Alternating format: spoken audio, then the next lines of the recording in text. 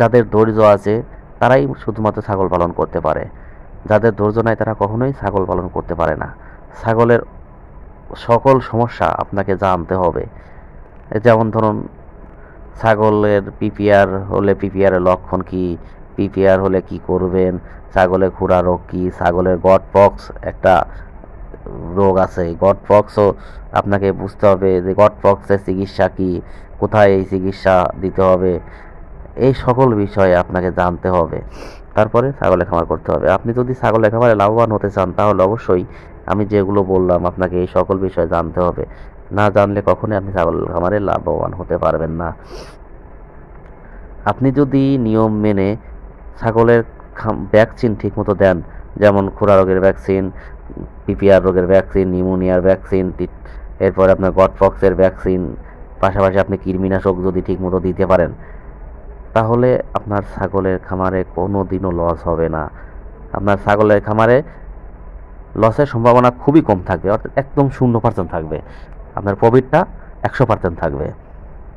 আর আপনি যদি অবহেলা করেন, লোকের আশা ছাড়িয়ে দেন, লোকের অন্যের উপর নির্ভরশীল হন, তাহলে আপনার ছাগলের খামারে কখনোই আপনি লাভবান হতে পারবেন না। আপনি যদি অন্যের উপর নির্ভরশীল হন তাহলে আপনার ছাগলের খামার করার দরকার নেই। আপনার ছাগলের খামার করতে হলে আপনাকে অবশ্যই শ্রম দিতে হবে। আপনার ছাগলের খামারে আপনাকে 24 ঘন্টা থাকতে হবে, তাহলে আপনি ছাগলের খামারে লাভ করতে পারবেন, তাছাড়া আপনি কখনোই লাভ করতে পারবেন না। কারণ আপনি অন্যের উপর যদি ছাড়িয়ে দেন, যতই আপনি তাদের টাকা দিয়ে রাখেন না কেন, তারা কখনোই সঠিক দেখভাল করবে না, সঠিকভাবে ছাগলের যত্ন নিবে না। এজন্য আপনাকেও দেখাশোনা করতে হবে।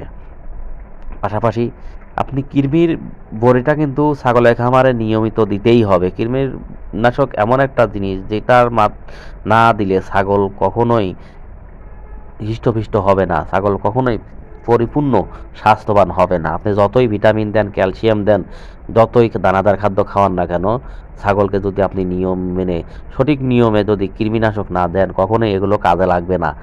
কখনোই আপনার ছাগলের খামার ছাগল উন্নতি হবে না। কারণ আপনি যতই ভিটামিন দেন, ভিতরে যদি কৃমি থাকে, তাহলে আপনার ওই ছাগলের যত ক্যালসিয়াম ভিটামিন দিবেন সব ওই কৃমি খেয়ে নিবে। ছাগল পুষ্টিকর হবে না, ছাগল স্বাস্থ্যবান হবে না, ছাগল ঠিকমতো ঘাস খাবে না।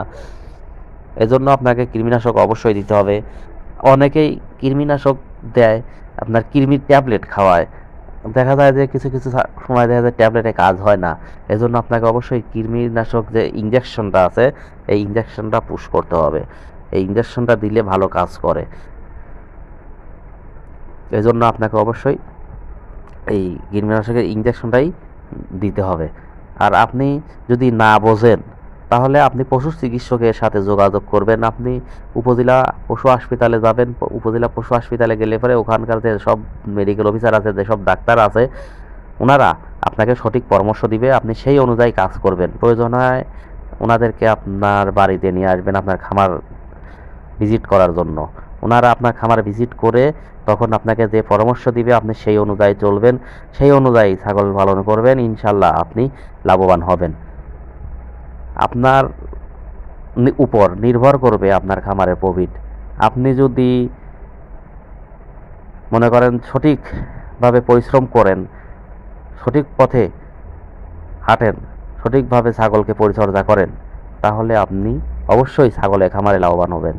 তো বন্ধুরা, আমার কথাগুলো যদি আপনাদের ভালো লাগে অবশ্যই আমার চ্যানেলটি সাবস্ক্রাইব করবেন।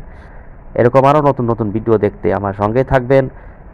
আশা করি আপনারা আমার এই ভিডিও থেকে অনেক কিছু শিখতে পারবেন। আমার প্রাণপ্রিয় ছাগল খামারি ভাইয়েরা, আপনাদেরকে আমি বলি, ছাগল পালন করে সঠিক নিয়ম মেনে যদি ছাগল পালন করা যায়, কেউই লস খায় না। না জানার কারণে অনেক খামারি ভাইয়েরা, অনেক প্রবাসী ভাইয়েরা আছে যারা না জেনে অজগবি এসে ছাগলের খামার শুরু করে দেয়। কয়েকদিন পর ছাগলের খামার শূন্য হয়ে যায়, বলে আমি ছাগলের খামার করে ধ্বংস হয়ে গেছি, আমি হ্যান করছি ত্যান করছি। আসলে ভাই, আপনি কিছুই জানেন না, আপনি না জেনে ছাগলের খামার করছেন, এই জন্য আপনি ধ্বংস হয়ে গেছেন। আপনি যদি প্রকৃতভাবে ছাগল সম্পর্কে জানার পরে যদি ছাগল খামার করেন, ছাগলের রোগ বালাই সম্পর্কে জানার পরে আপনি যদি ছাগলের খামার করেন, তাহলে আপনি কখনোই ছাগলের খামার থেকে লস হবেন, আপনি এখান থেকে কখনোই লস খাবেন না। আপনি ছাগলের বিষয়ে আগে জানুন, ছাগল সম্পর্কে আগে আপনার জ্ঞান অর্জন করুন, তারপরে আপনি ছাগলের খামার শুরু করুন।